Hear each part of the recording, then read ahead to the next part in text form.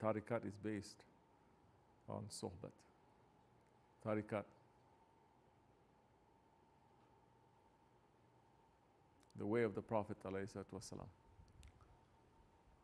to return to Allah subhanahu wa ta'ala. That our lives is in preparation for that return. Meaning when you take that step forward, you are saying, I must die. I must die. I must die. At least you're going to start by saying what? I divorce you. I divorce you. I divorce you. If you're not taking that step to die, then you're not ready to die. You're not preparing for it. You're still busy in this world. You still have high hopes in this world. You still think that this world is Hayyu and Qayyum. You still think that this world is life and it's everlasting. That's so many people, they are saying that. Believe it. This world is yesterday, today, and tomorrow. Yesterday passed. Today is passing.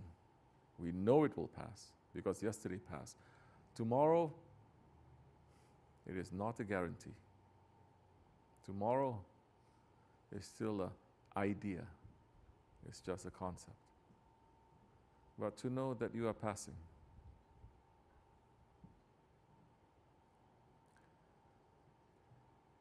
People in tariqat, they are concerned about this, how they are going to be finishing, how they're going to be dying, how their ahir is going to be.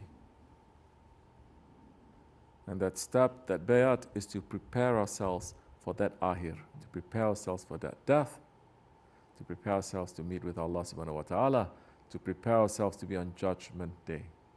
This is the reason of tariqat. This tariqat is based, this way, this journey, this preparation is based on association. It is not based on being alone. It is not based on being in halwat. It is based in association. Whose association? The association of the Shaykh, the association of the golden chain, which includes the Sahabi Kiram, the Tabi'in, Tabi'in, and the Prophet ﷺ, of course, from the beginning. That association. What association? Then that kind of association, everyone can say they're in that association.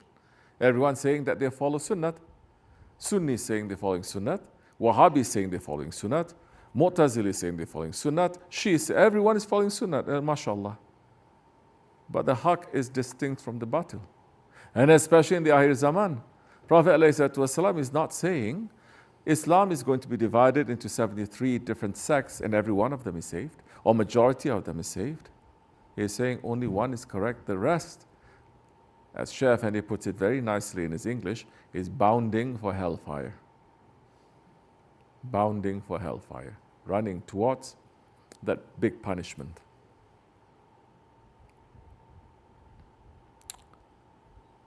So association with who? What it means, association. It means you listen to the advice and you put the advice in your lives. You live with that advice and you die with that advice. What is that advice in the Naqshbandi way? First thing is to fight against your nafs. First thing.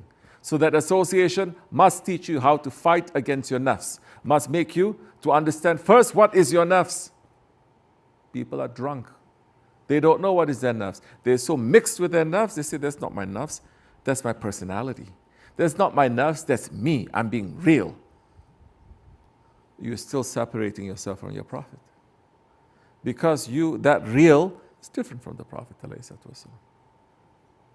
Different from Allah subhanahu wa ta'ala.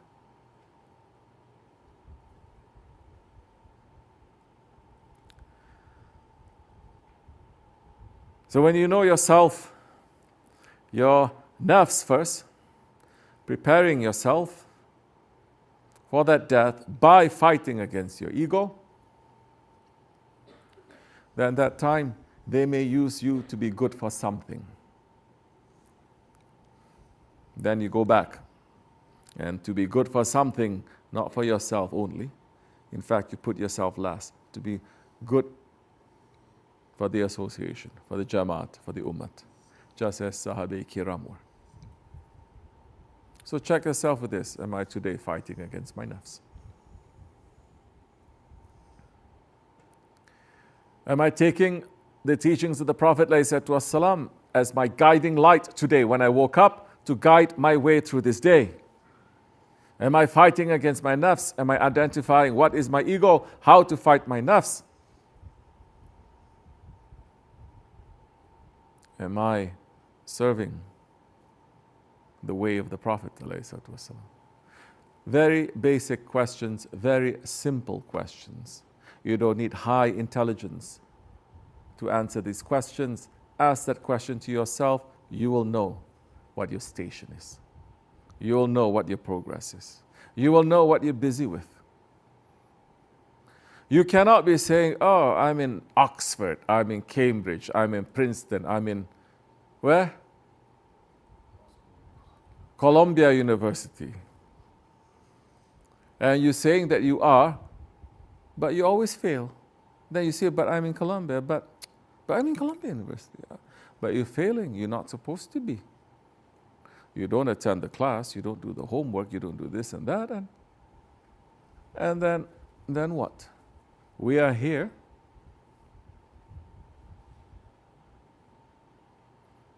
because we're chosen to be here. Being in this way, is it good or bad? It's good. Every good is coming from who? Allah.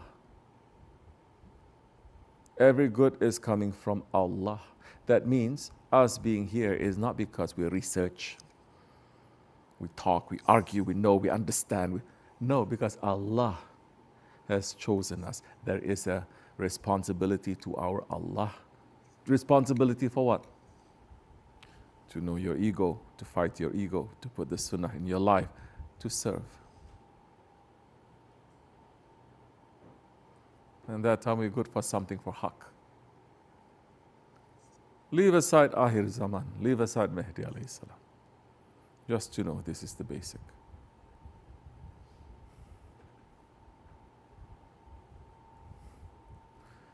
If we don't know this, we must know it now.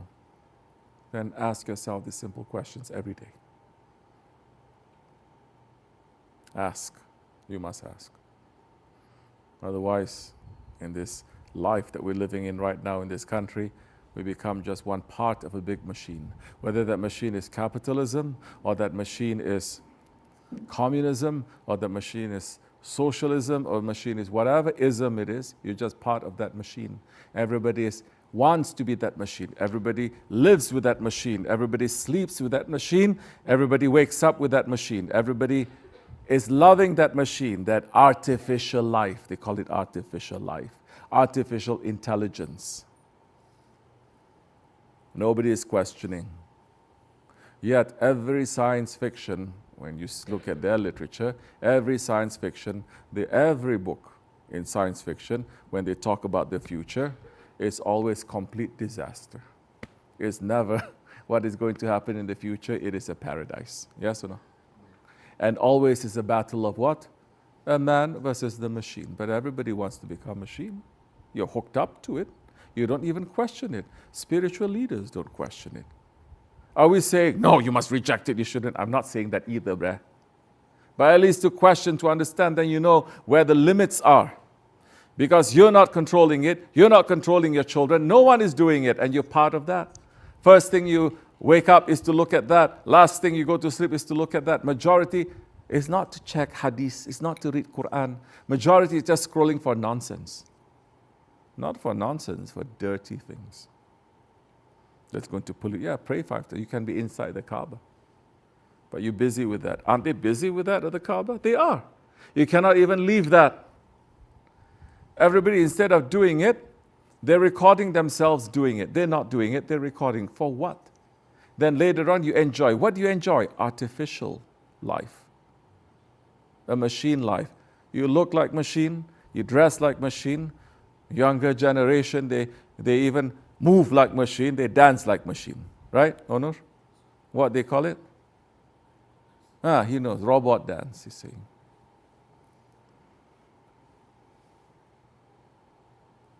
Are we understanding what it is? Something that has no life. And something that has no life, what comes in to say this is life? Shaitan. Shaitan. We're opening ourselves for it. And you're busy with this, all these other things that's happening in the media to say, oh, this is a ritual, this is Masonic, this is... now, Muslims are busy. Again, of course they're busy. They're busy because even Christians are rejecting Halloween now. Now, we're saying, nobody believes, nobody is listening. Kafirs are listening, but they're rejecting Halloween now. They say, oh, because media is saying this is all satanic, everyone's worshipping Satan and everything, so Halloween is like, we're not going to see. Muslims have known that, yet Muslims are celebrating Halloween. All the way from Saudi Arabia to Malaysia, they're celebrating Halloween. Now the Muslims here, because they see the Kafir neighbors not celebrating it, they feel a bit guilty too. People are also saying we shouldn't be doing it. You know, all these parties and everything, they are satanic worshippers.